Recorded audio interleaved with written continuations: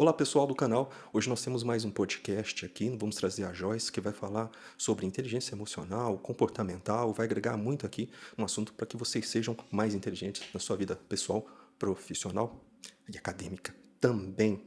Joyce, eu queria que você se apresentasse para o público, falasse um pouquinho sobre o seu trabalho, o que você faz, pode ser? Boa tarde, Marcelo. Obrigado pelo De convite. nada. Meu nome é Joyce. Tenho uma formação de inteligência comportamental, emocional e analista corporal também. Então vamos lá, vamos às perguntas. A gente está falando aqui no podcast, a gente fala sobre inteligência, sobre a parte pessoal, sobre os relacionamentos familiares, a parte profissional. Então vamos começar um pouquinho a falar sobre a família.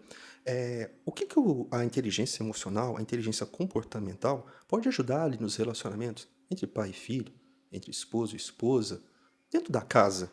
Como que eu posso aplicar esses conceitos, né? Porque ninguém ensina a gente a ser mãe, ser pai, ser irmão, ser irmã, ser filho. Tá. Vamos citar, vou pegar o exemplo da mãe, que você Claro. acabou de colocar, para um filho. O filho está chorando. Por que você manda ele calar a boca? E talvez a gente pode pegar um gancho, né, talvez quando eu era criança, né, ou adolescente, ou a lembrança mais recente. Às vezes meu pai falava ali daquela maneira comigo, Engole o choro. e eu achava que dava certo, então a partir desse princípio que ele fazia dava certo, então talvez eu vou fazer também. Pois é. A criança, quando escuta, engole o choro, menino.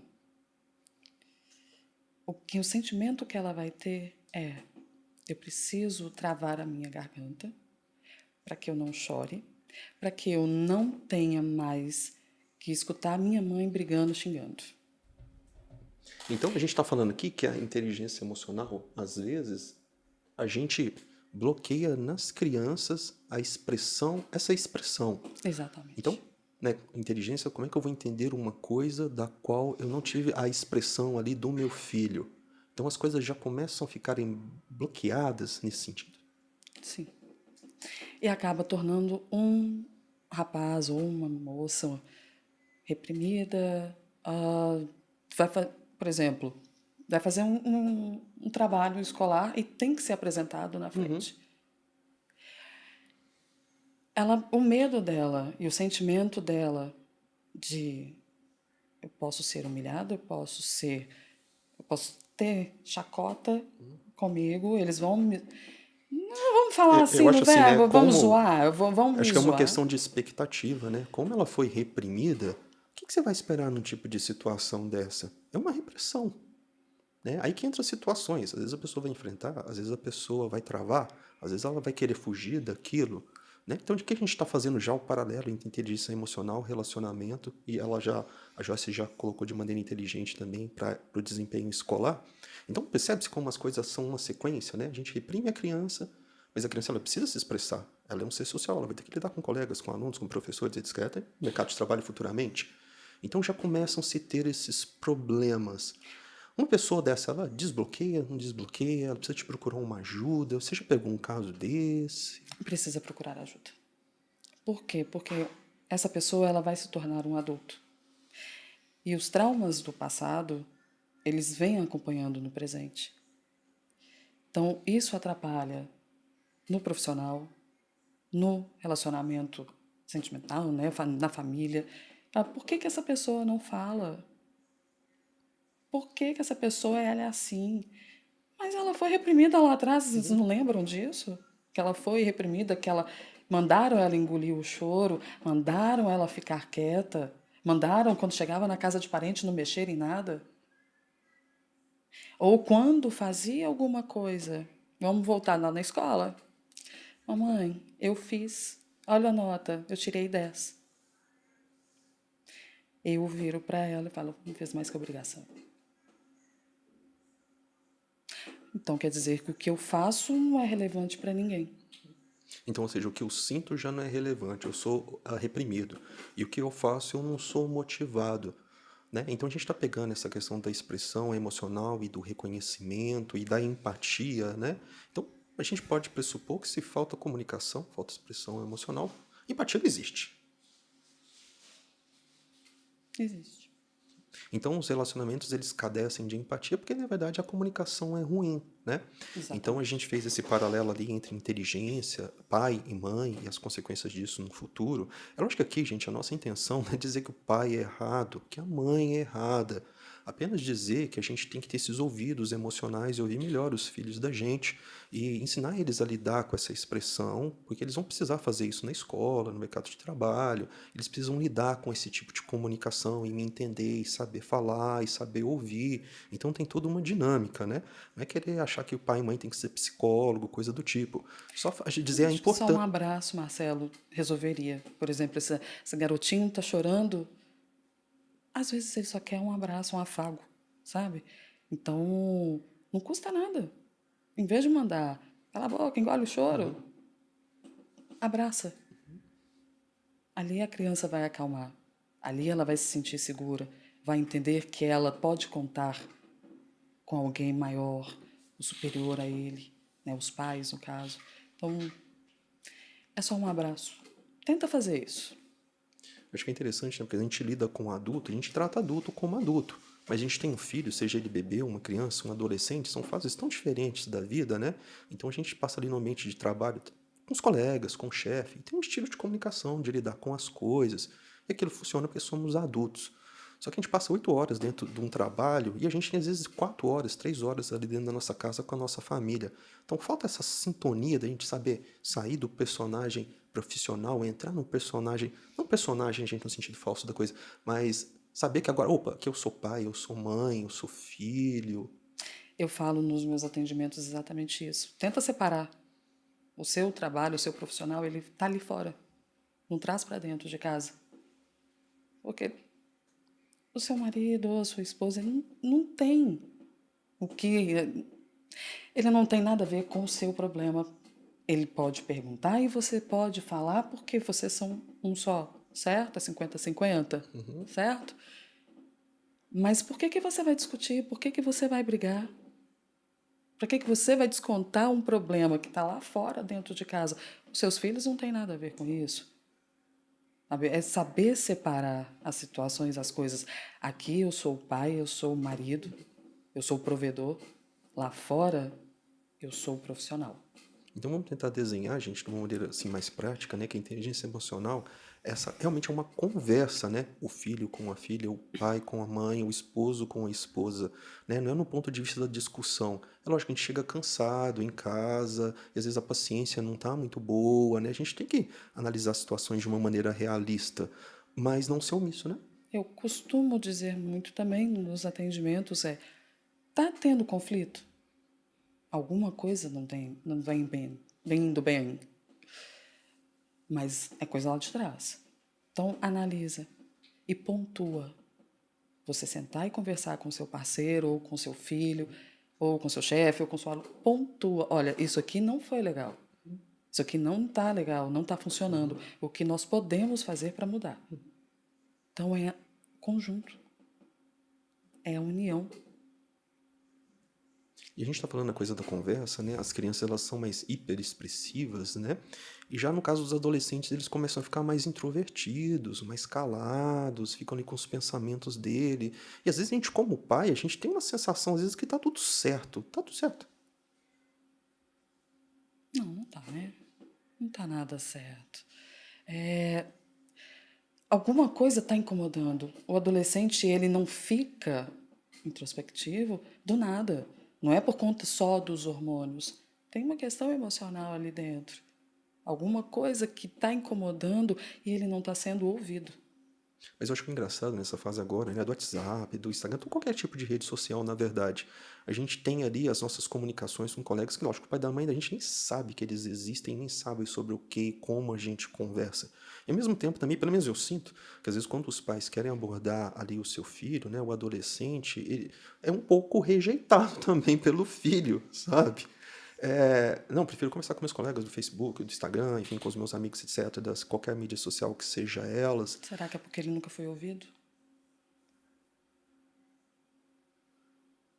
Talvez ninguém parou para escutar ele. Eu posso dar de exemplo o meu filho. Meu filho tem 22 anos. E ele fala. Ele entrou uma época na depressão. Quem salvou não, quem ajudou ele foi uma ex-namorada dele lá de São Paulo. Nossa. Quer dizer, via online. Ele virou e falou assim: você não me escutou. Eu também, isso foi na época da pandemia. Eu também estava passando por algumas Sim. coisas. E eu não conseguia enxergar o meu filho naquilo. Presta atenção. E ele, na época, tinha 18, 19 anos. Presta atenção. Fechou a porta, está muito dentro do quarto, alguma coisa tem.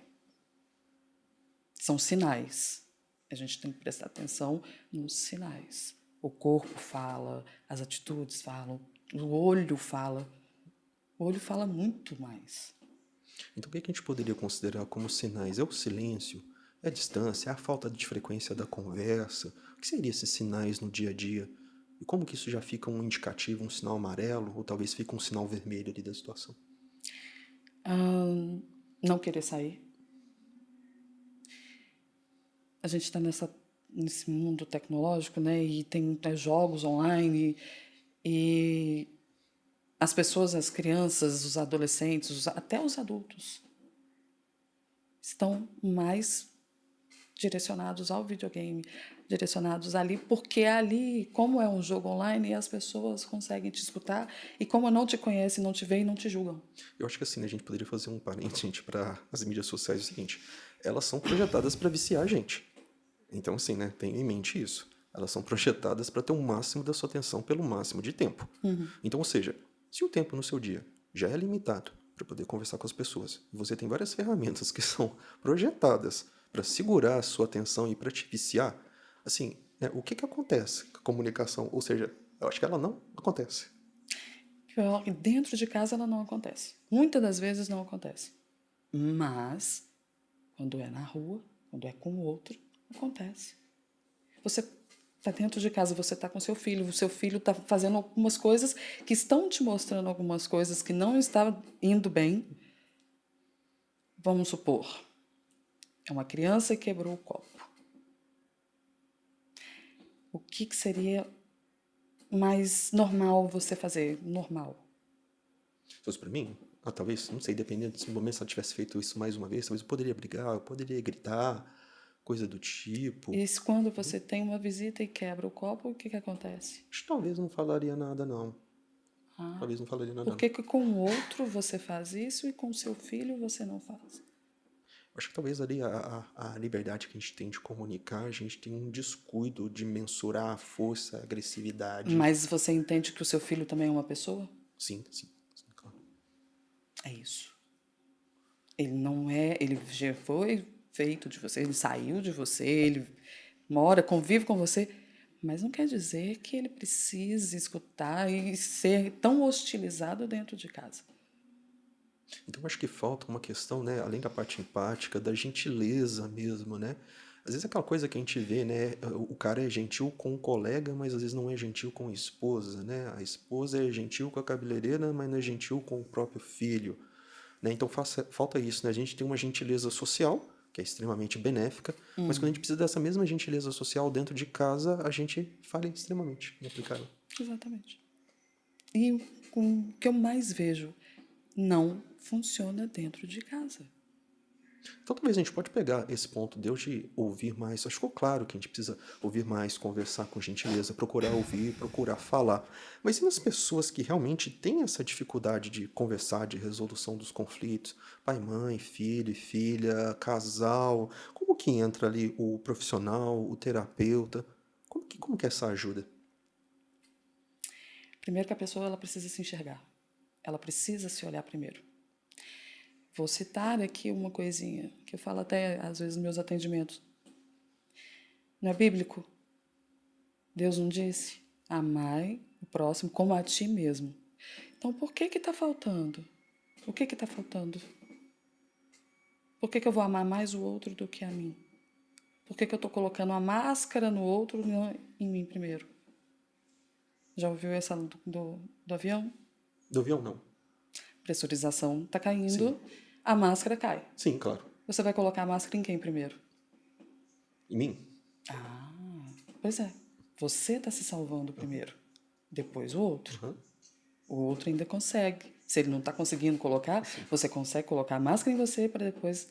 É isso. Você precisa olhar para você primeiro, para depois ajudar o outro. E as pessoas estão esquecendo e fazendo o contrário.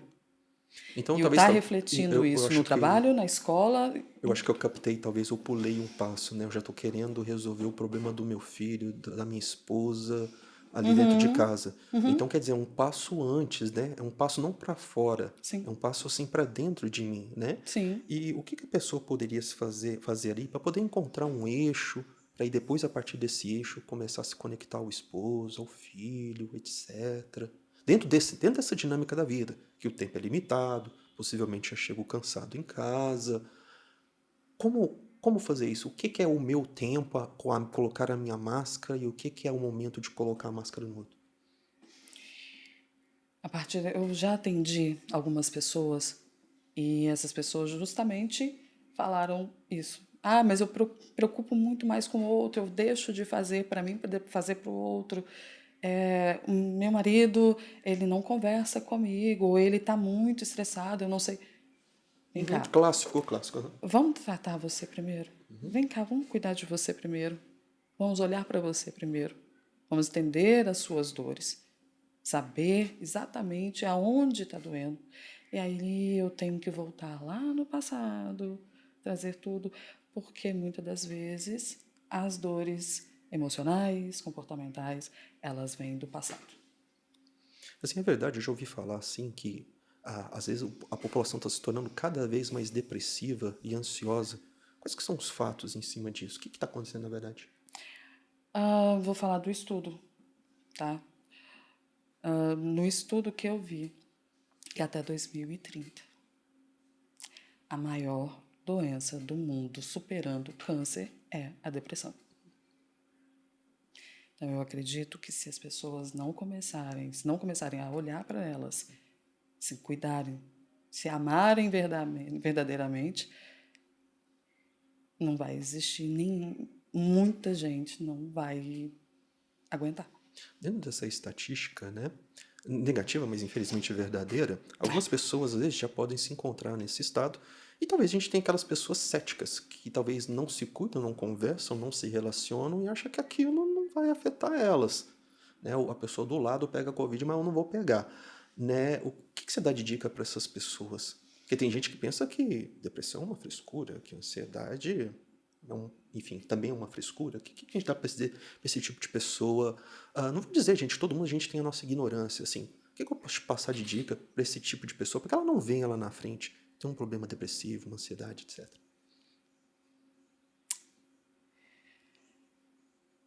Se olhe primeiro, se ame, cuida do seu templo e procure ajuda o mais rápido possível, para que não piore o quadro. Eu atendi uma pessoa e ela não saía da cama. E online. Então, depois de 2 meses na luta, ela conseguiu sair. E aí ela já estava fazendo atendimento já na sala, na cozinha, enfim. Mas ela teve a disposição de buscar ajuda.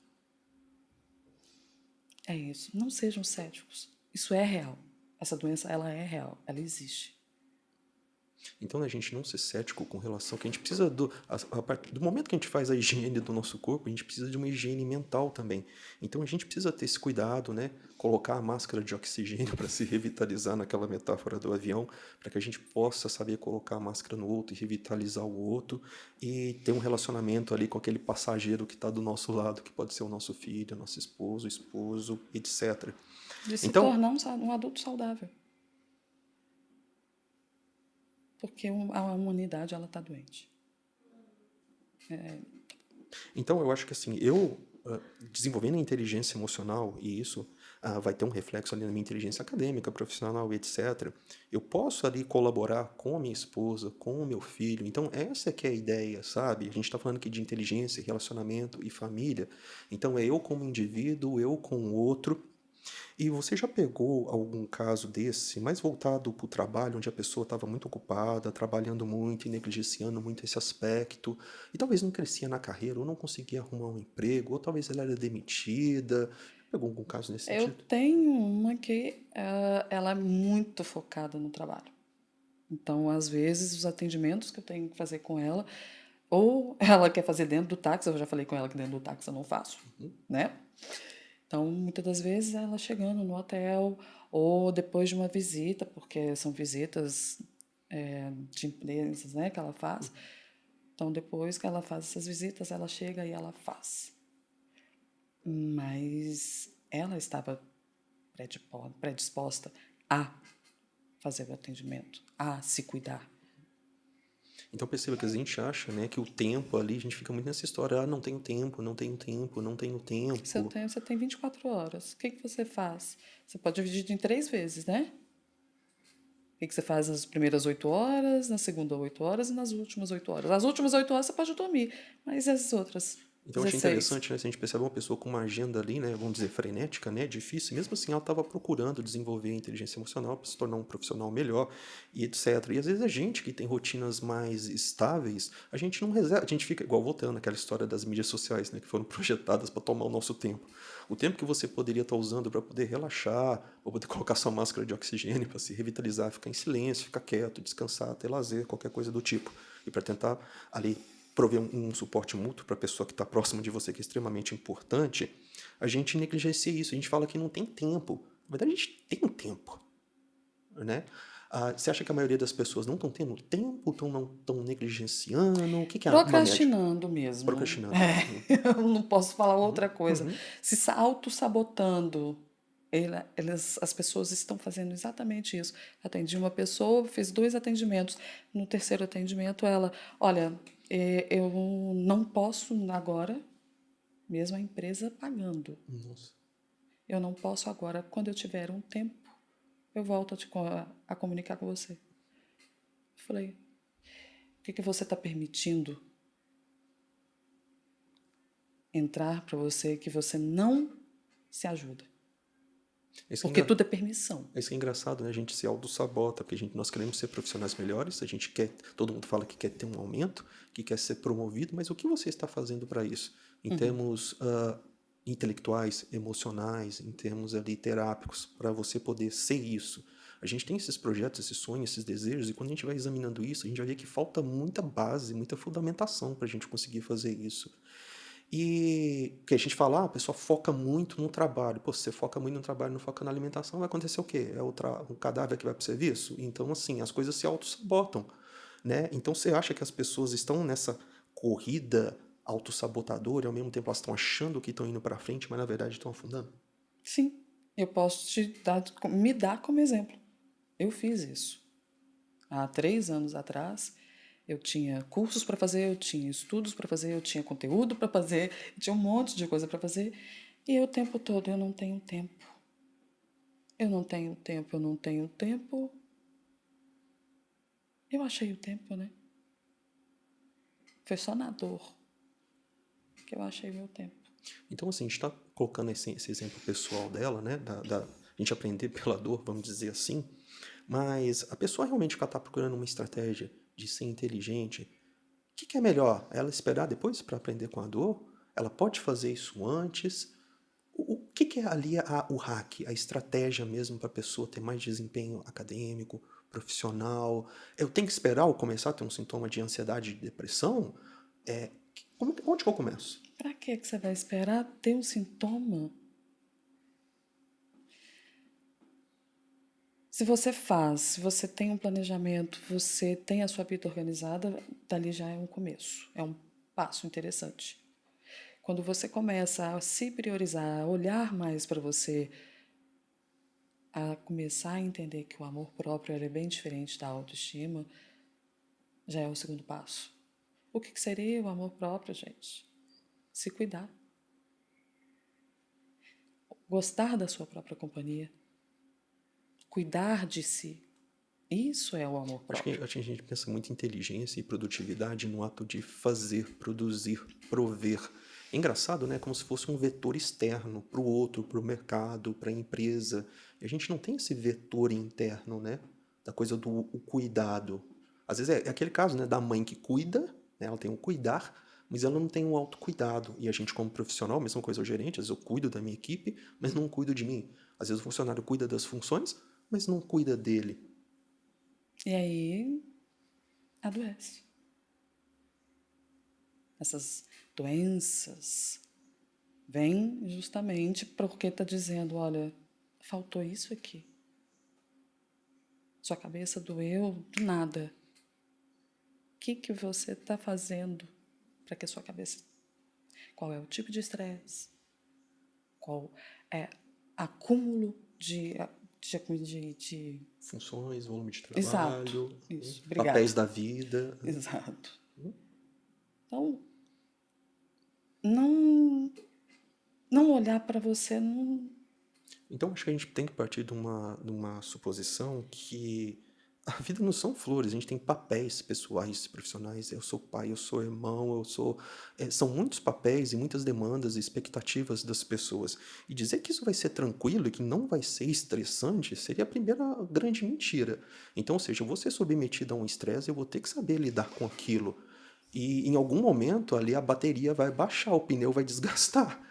E aí, qual que é o processo ali de fazer a manutenção, o autocuidado, né? Marcelo, eu costumo dizer que a mente saudável, o corpo é saudável. E vice-versa. Se você cuida do seu corpo, você tem que cuidar da sua mente. Se você fizer uma coisinha só, não adianta. Não vai resolver para você. E que adianta você estar com a cabecinha boa, mas o seu corpo... E a terapia, a mentoria, ela serve para isso. Para te trazer a consciência do que você está fazendo com você e para você saber o que você precisa fazer. Ótimo, pegar aqui um caso, né, puxando um pouco essa coisa da inteligência emocional e do ambiente de trabalho, a gente falou aqui sobre família. Vamos pegar aqui aquele clássico ditado, né, em casa de ferreiro e espeta de pau. Imagina que o cara é um gerente, ele sabe conversar com os colegas dele, com os liderados dele, ele lidera bem a equipe dele. E às vezes a gente percebe, né, que entra o espeto de pau na história, né? Quando vai para casa não é bem assim. Por que a gente não consegue fazer essas transferências da inteligência emocional? O que impede a gente? Alguma coisa impede a gente? Nada impede a gente. Você depende de você mesmo. Se você faz uma coisa na rua, mas não faz em casa, o que está acontecendo dentro da sua casa para te paralisar? O que eu acho engraçado, né, que as empresas têm um processo de feedback, vamos dizer assim, lavar roupa suja, qualquer termo técnico que a gente possa usar, conversar sobre desempenho, sobre os problemas, né? E a gente conversa e eventualmente resolve as coisas. Mas é tão engraçado como a gente não faz isso em casa, sabe? Não tem, feedback é coisa de empresa. Por que não tem feedback em casa? É o que eu costumo falar, pontuar, né? Mostrar, olha, o que você está fazendo não está legal. Como que a gente pode resolver para melhorar isso? Isso seria um feedback. A pontuação, né? Colocar ali, olha, é isso. Então, Joyce, eu queria aproveitar, né, para a gente finalizar, e como que o pessoal vai ficar curioso, né, sobre o assunto, vai querer saber mais, também ali poder contratar o seu serviço para poder sair melhor numa entrevista, como que eles te acham nas mídias sociais? Onde que você tá? Tá, Marcelo. Tem o meu Instagram, tá? Que é o @joyce.gmiranda. Ótimo. Seria basicamente isso mesmo. Perfeito, pessoal. Segue ela lá, adiciona ela, manda o direct, ok?